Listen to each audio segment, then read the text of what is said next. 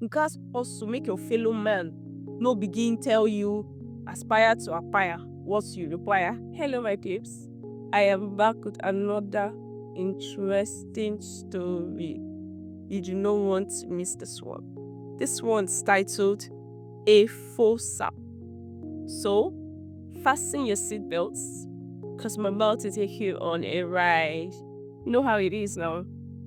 So, in the last decade, close to 200 killing and more than 500 attacks on people living with albinism have been reported in about 27 sub-Saharan African countries. Chike lifted the bottle of sa to his lips, moaning as the cold drink hit his throat. He gulped noisily, smacking his lips as he set the bottle down. For a few seconds, he fixed his eyes on his bottle, shaking his head sadly. He looked up into his friend's face and let out a hiss like the sound of a punctured tire. My guy, I dey tell you, to be a man no dey easy. No be joke. You gats hustle make your fellow man no begin tell you aspire to acquire what you require.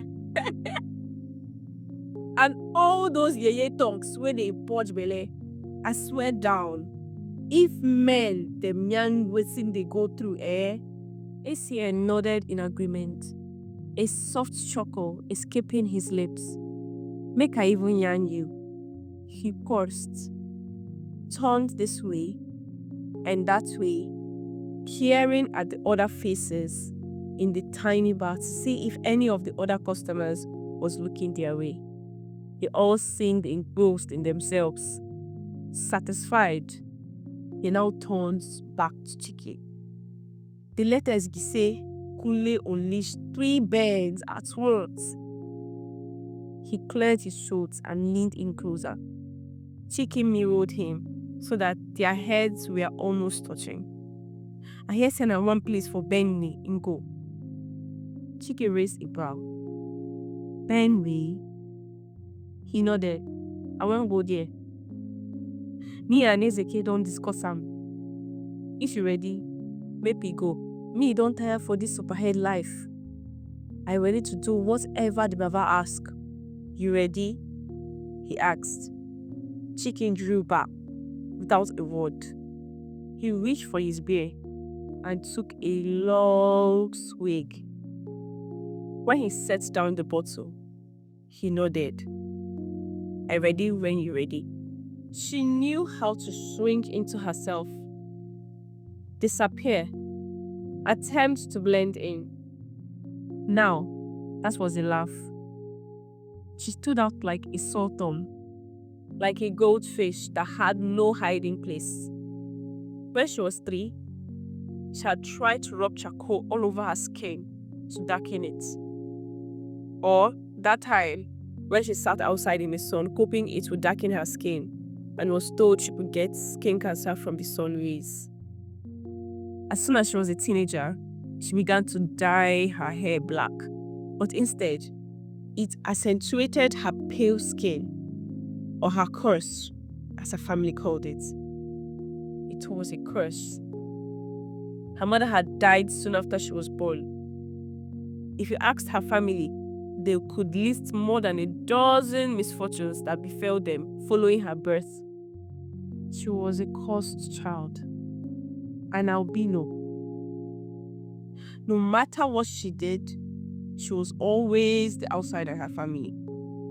She learned to shrink herself to escape the many taunts that dodged her steps.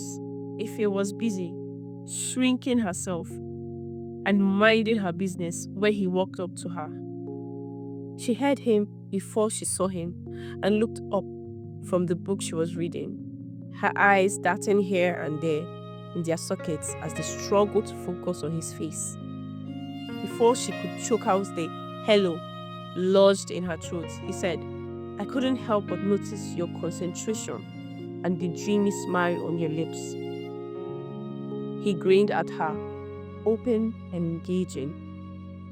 The book is that good, eh? She nodded. noting his diction, the way his words blended seamlessly to each other.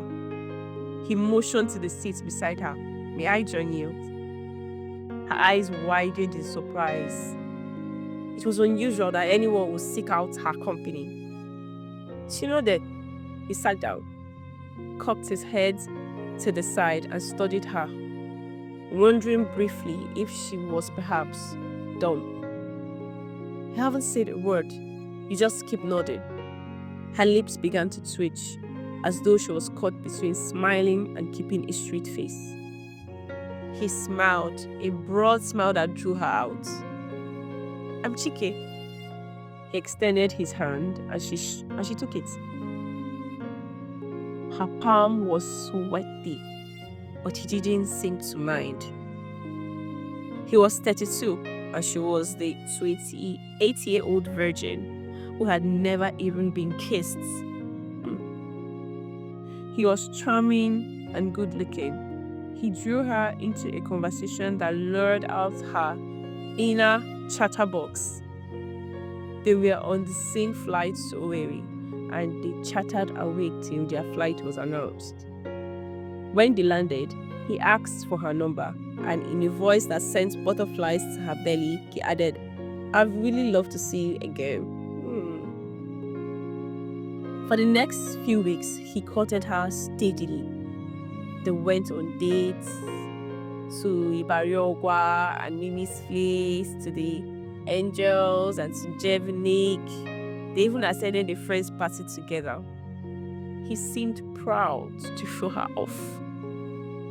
The first time he kissed her, she felt like bursting into song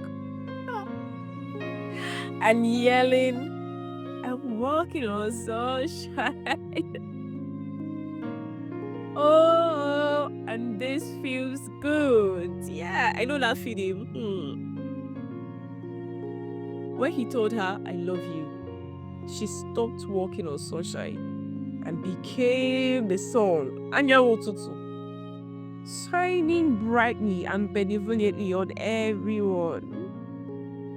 She went from being Ife, the one who shrunk, to being Ife, the one who shone. Amazing.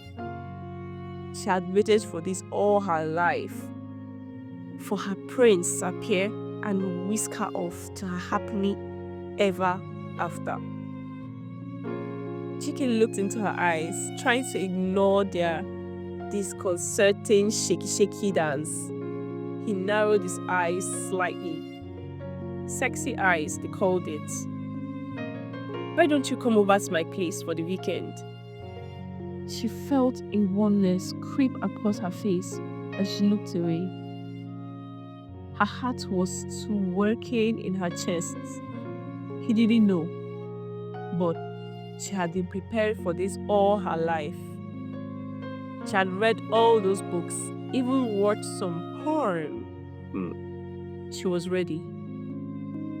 He put a finger under her jaw and gently turned it to face her. "Ife." She smiled. "Yes, I'd like that so much." Wow. A body was found just beside that huge dumpster at Imsuba Gates. An albino. She had no eyes, tongue, tons, breasts, and her vagina had been scooped out. Oh my goodness.